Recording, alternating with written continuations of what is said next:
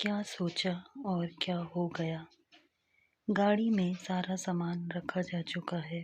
बेटा और बहू जाने के लिए अपनी कार की ओर बढ़ जाते हैं। बेटा रोहन उनके पैर को छूकर ड्राइवर की सीट पर बैठ जाता है। माता पिता उसके सर पर हाथ रखकर भारी मन से विदा करते हैं। बहू हाथ जोड़कर अपने पति के बगल में बैठ जाती है। कुछ देर बाद कार आंखों से ओझल हो जाती है। माँ शारदा अपने चेहरे पर बह रहे आंसू को पोंछती है और पति के साथ धीरे धीरे कदमों से घर की ओर मुड़ जाती है। आज आज अपने दिल के टुकड़े रोहन को अपने से दूर जाते हुए देखकर शारदा जी का मन भारी हो गया। इतने बड़े घर में अब वह दो ही शरीर रह गए थे, शारदा जी और उनके पति रघुराम जी। उनकी आत्मा, उनकी जान, उनका लाल, उनका बेटा रोहन उनसे दूर चला गया था। अपने और अपने पति के लिए चाय बनाकर वह एक कप चाय का पति को देती हैं। रघुराम जी का चेहरा जैसे कुछ पलों में ही मुरझा गया है। ऐसा लगता है कि वह गहरी सोच में हैं। क्या सोच रहे हो जी? शारदा जी पूछती हैं। एक आह भरकर रघुराम जी कहते हैं, क्या सोचा था और क्या हो गया। हमने कितने लाड प्यार से बेटे को पाला था, उसकी हर इच्छा पूरी की। सोचा था कि जब बड़ा हो जाएगा तो हमारे बुढ़ापे का सहारा बनेगा, पर क्या पता था कि नियति को कुछ और ही मंजूर है। तुम्हें कितना चाव था कि रोहन बड़ा होगा, उसकी शादी होगी, बहू घर में आएगी और बच्चों की किलकारियाँ और शोर से घर की दीवारें गूंज उठेंगी। अब यह दीवारें सूनी हो गई, एकदम खामोश और वीरान, क्योंकि बेटे बहू ने अपनी दुनिया अलग बसा ली थी। जब रोहन ने बताया कि वो एक लड़की से प्यार करता है जो उसी के साथ ऑफिस में काम करती है, तो माँ बाप ने बेटी की को पसंद को अपना लिया और बहुत धूमधाम से रोहन की शादी उस लड़की से करा दी। टीना सुंदर थी, बड़े घर की लड़की थी। अत्यधिक लाड प्यार से पलने की वजह से उसके व्यवहार में अहंकार और आक्रोश भरा हुआ था। वह सबको अपने से नीचा समझती थी। शारदा जी ने सोचा था कि बहू आएगी तो वह दोनों मिलकर खूब बातें करेंगे और घर का सब काम मिलजुल कर करेंगे, पर नहीं, टीना को रसोई से चिढ़ थी। रसोई के नाम से तो मुंह बना लेती। शारदा जी का हाथ तो क्या बांटती, उसका गीला तौलिया तक तो रोहन को सूखने को डालना पड़ता था। टीना न रसोई का काम करती और ना ही घर का कोई काम करती। उसे तो बस क्लब और होटल में अपनी सहेलियों के साथ ताश खेलने का शौक था। हर दूसरे दिन उनके घर में पार्टी होती जिसमें मांस और शराब का सेवन होता। बस यही सब टीना को पसंद था।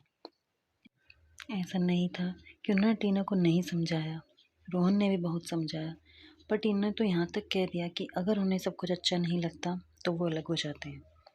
शारदा जी को ये उम्मीद थी कि वो टीना को समझाएगा, पर वह जोरू का गुलाम ने टीना को समझाना तो दूर, उसका साथ दिया।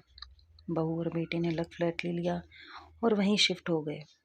समय तो रुकता नहीं, चलता रहता है। अब माँ बाप को भी बेटे के बिना रहने की आदत हो गई थी। टीना ने कुछ समय बाद एक प्यारी सी बेटी को जन्म दिया। अपनी पोती को देखने गए तो हैरानी हुई। पोती को आया ने अपनी गोद में लिया है और शीशी से उसे दूध पिला रही है। शारदा जी का मन तो हुआ कि कहे, बहू कम से कम अपनी बेटी को तो अपनी गोद में लेकर उसे अपना दूध पिलाया करो, उसको माँ होने का एहसास तो दिलाओ। पर वह कह ना सकी। जानती थी कि अभी बहू खरी खोटे सुना देगी। कितने अरमान थे कि अपनी पोती को बड़ा होते देखेंगे, उसके साथ खेलेंगे, पर उनके सारे अरमान बहू की जिद और आधुनिक विचारधारा में बह गए। एक दिन रात के करीब 3 बजे होंगे, दरवाजे की घंटी बजती है। कौन हो सकता है? रघुराम जी ने दरवाजा खोला तो देखा कि टीना दरवाजे पर खड़ी रो रही है। उसके साथ में उनकी पोती भी है। क्या हुआ बहू, क्यों रो रही हो? रोहन कहाँ है? सब ठीक तो है ना? रघुराम जी बहू को इस तरह देख परेशान हो गए और उन्होंने प्रश्नों की बौछार लगा दी। पिताजी, रोहन का एक्सीडेंट हो गया है, वो हॉस्पिटल के आईसीयू में है, टीना ने कहा। तो रघुराम जी सन्न रह गए। टीना ने बताया कि रात को एक पार्टी से आ रहे थे। रोहन अपने दोस्तों के साथ दूसरी कार में था। कार एक दोस्त चला रहा था, उसने कुछ ज़्यादा ही पी ली थी। एक ट्रक के साथ उनका एक्सीडेंट हो गया था। कार में बस रोहन ही बचा है, बाकी 3 दोस्तों की मौके पर ही मौत हो गई। जीवन ने एक और करवट ली। कल को क्या होना है कौन जानता है। शारदा जी और रघुराम जी जैसे माता पिता की प्रार्थना रंग लाई। रोहन 3 महीने बाद जब ठीक हो गया, हॉस्पिटल में रघुराम और शारदा जी बोले, बेटा अब तुम अच्छे हो गए हो, कल तुमको छुट्टी भी मिल जाएगी, हम चलते हैं, अपना ध्यान रखना। टीना बोली, हमें नहीं साथ लेकर जाएंगे? रघुराम जी और शारदा जी ने उन्हें अपने गले लगा लिया। आसमान में संध्या की लालिमा से मौसम सुहाना हो गया। उड़ता पंछी शाम को अपने घोंसले में लौट आया है। घर की रौनक वापस आ गई। दादा दादी हर वक्त पोती के साथ खेलते रहते। ऐसा लगता फिर से उनका बचपन वापस आ गया। टीना हर काम में सास का हाथ बटाती। टीना ने महसूस किया कि जिंदगी कितनी खुशगवार रहती है। दोस्तों, अगर आपको मेरी ये कहानी अच्छी लगी हो तो मेरी वीडियो को लाइक और शेयर कीजिए, और इस तरह की और कहानी सुनने के लिए मेरे चैनल को सब्सक्राइब कीजिए। Thank you.